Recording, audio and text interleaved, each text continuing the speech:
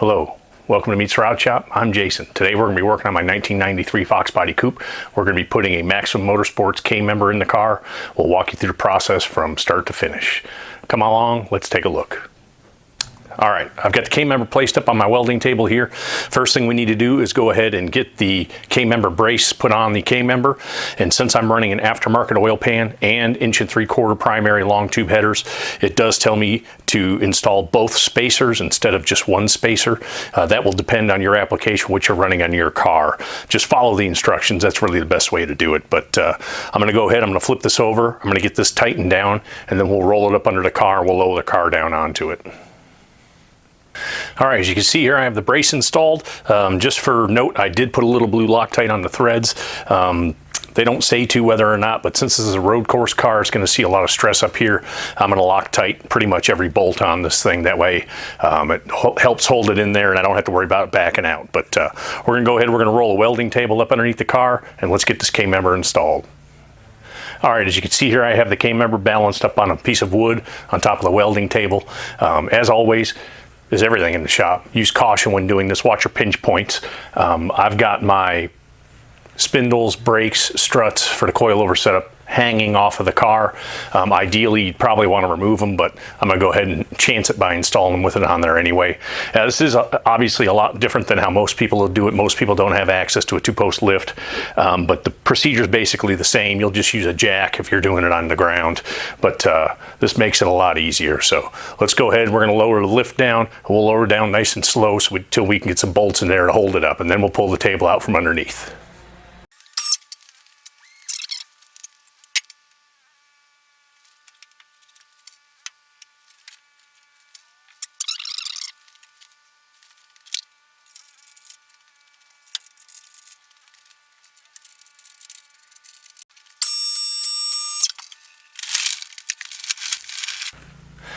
All right, we've got the K-member loosely installed. It's just hanging on the bolts. We're gonna go ahead and we're gonna tighten the 4 main bolts on the forward side of the K-member. That's 2 in the right front, 2 on the left front. We're gonna leave the back 4 untightened though, per the instructions. So let's go ahead, we'll tighten those up and we'll go from there.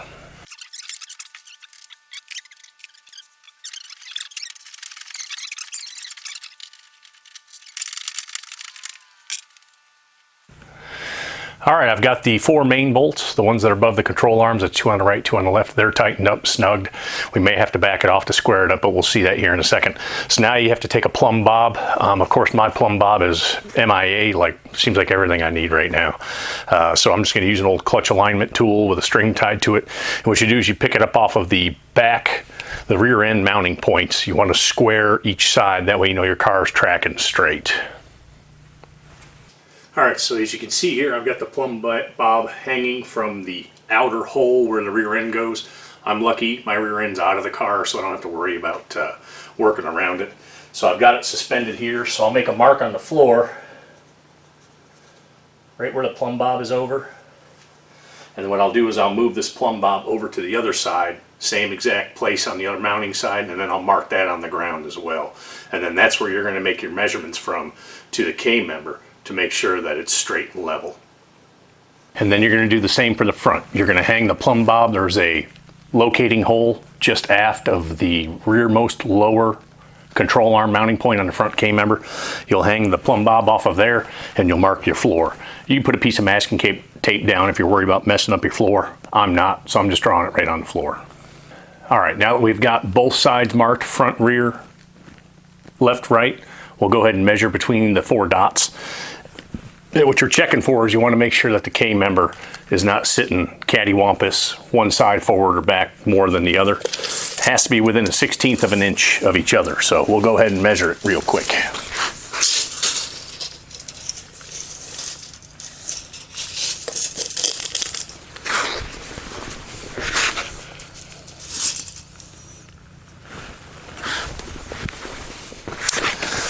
Left side 74.5 inches. We'll check the right side of the car now.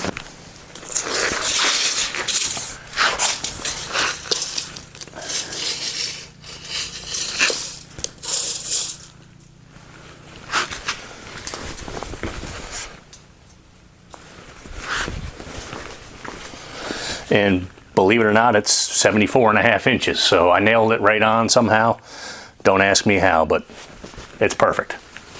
All right, now that we've got the K member located front and aft correctly, we need to make sure that the K member is located left to right correctly. So what you'll do is you'll measure back to your 4 points of marking on the plumb bob, and you're going to measure diagonally from rear driver to front passenger, rear passenger to front driver, and you want to make sure they're the same. Mine is off, which means the K member needs to be moved if I'm correct to the passenger side.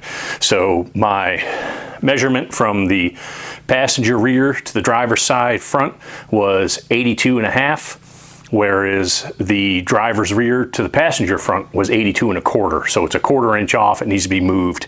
We're going to go ahead. The bolts are loosened up, and we're going to go ahead and we're going to move it over a little bit. You just take a rubber mallet once the bolts are loosened.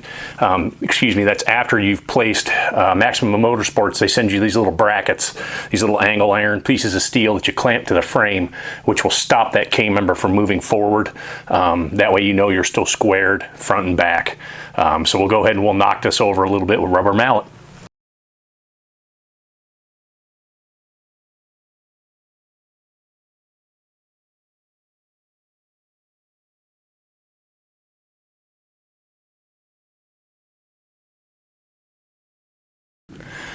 So once you go ahead and move it a little bit, you'll go ahead and put your plumb bob back on. You'll remark the floor, so put some tape down this time, that way you're not getting confused about which mark is which. Go ahead and mark your plumb bob right where it was hanging at.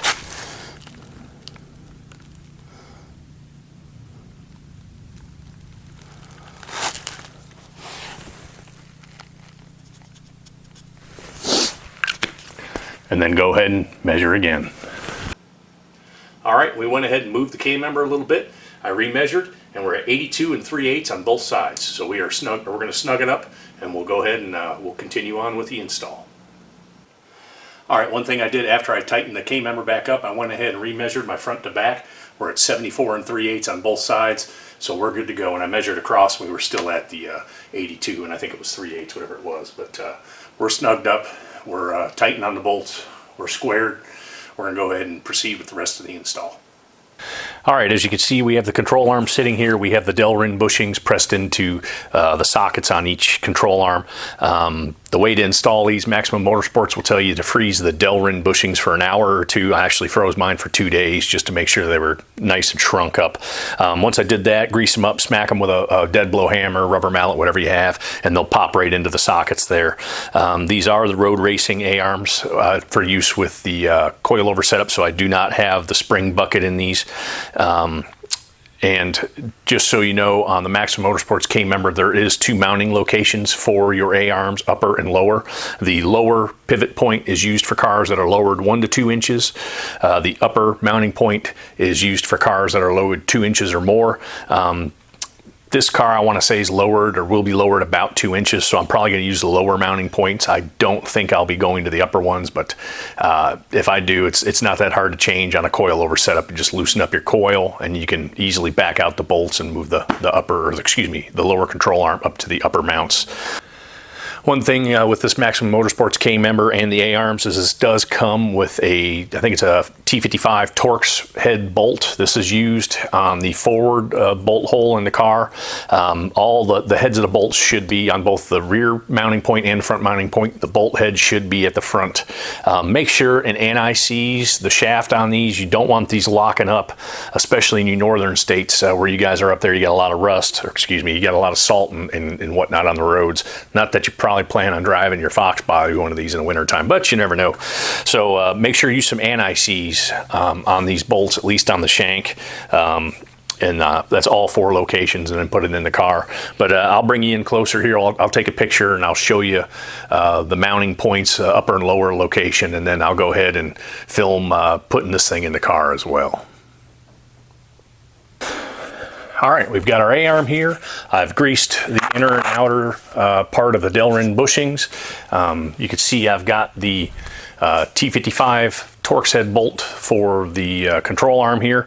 So we're gonna go ahead, we're gonna lift the caliper bracket, spindle all that out of the way. We'll slide this up into the K member there. And remember, this Torx head bolt goes in the front mounting position, and the Torx head bolt, the head actually goes forward. I did have to grab my persuader here, so we'll go ahead and we'll persuade this in a little bit.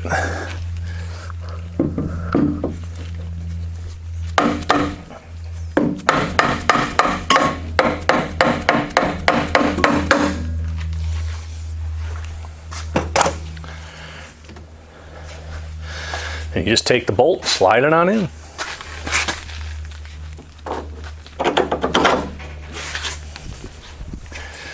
When you use the factory bolt for the rear, Maximum Motorsports does supply you with a washer that goes under the head of the bolt. That way the nut won't bottom out on the shank of the bolt in the rear.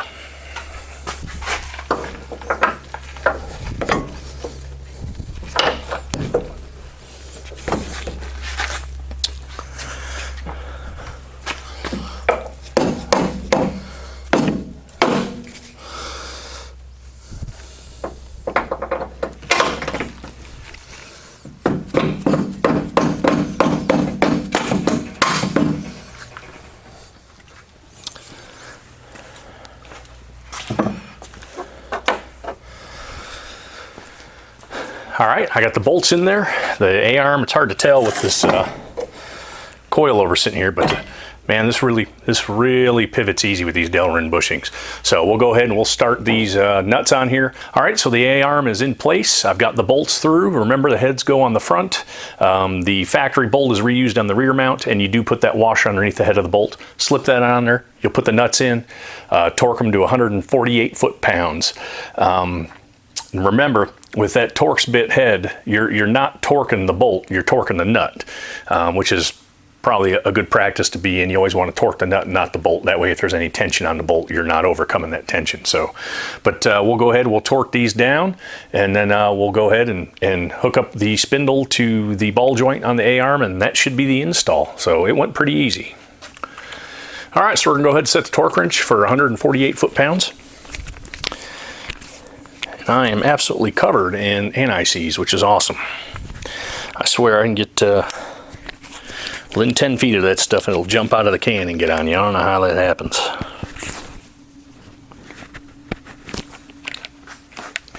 So just so you know, on a factory mounting bolt for the A-arms, it's a 21 millimeter head, it's a 24 millimeter bolt.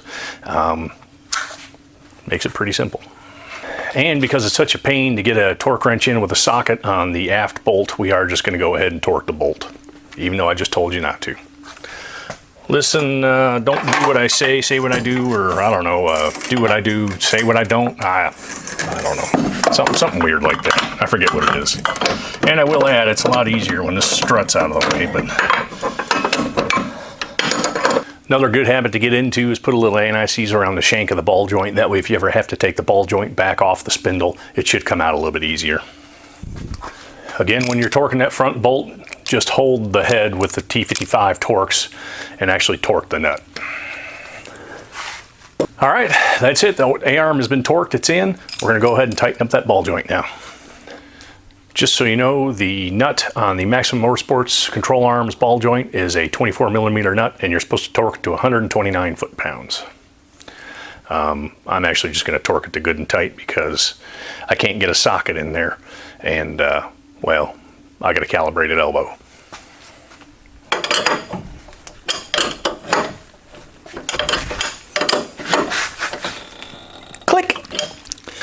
Well, all right, well, we've got the ball joint torqued down there to good and tight, right around 129 foot-pounds according to my elbow here. It pivots good. The A-arm is torqued on the mounting bolts. We're going to go ahead and do the driver's side now, which I'm not going to drag you over there because you probably want to gouge your eyes out after listening and having to look at me for the last 15-20 minutes. I'll get in here, we'll snap some pictures of it complete. Like I said, later on we'll go ahead and we'll install the steering rack.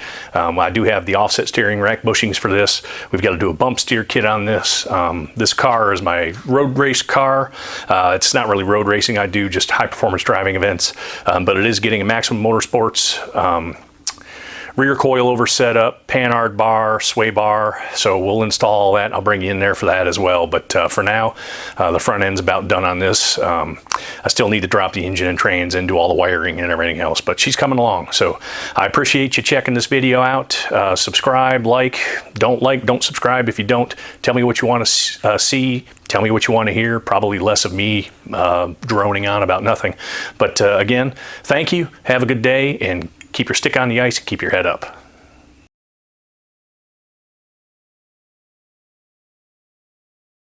Oh yeah, she's tight like a tiger.